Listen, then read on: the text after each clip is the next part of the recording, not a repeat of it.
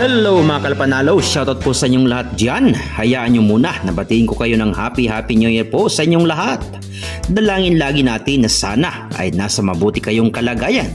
Mga kalpanalo, ang totoo, medyo natagalan tayo sa pag-upload ng mga bagong showbiz updates at balita.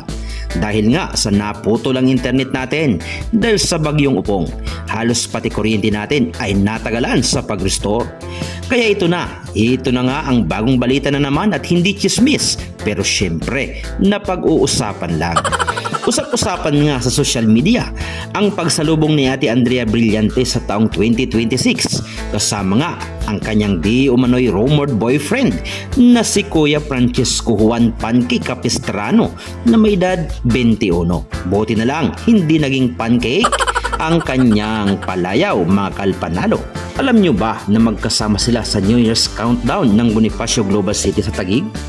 Sa IG stories nga ni Kuya Panky noong January 1, makikita ang larawan nila ni Ate Andrea na nakangiti at magkadikit ang mga pisngi habang nasa background nila ang nagagandahang fireworks display.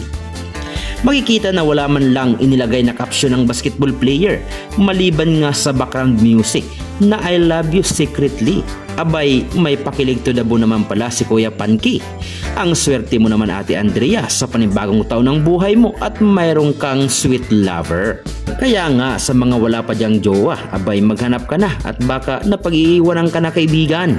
Tandaan, ang naghahanap nakakasumpong, ang kumakatok ay pinagbubuksan. Pero kung wala pa rin, abay magsalamin ka na, baka naman ikaw ang may diferensya.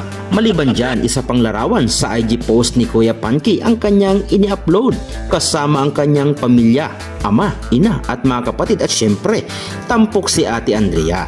Happy New Year ang mababasang kapsyon ng binata.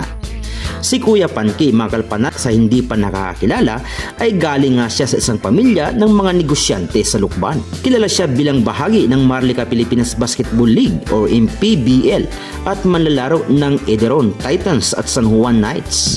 Mga kalpanalo, siya na nga kaya ang magiging forever ni Ate Andrea?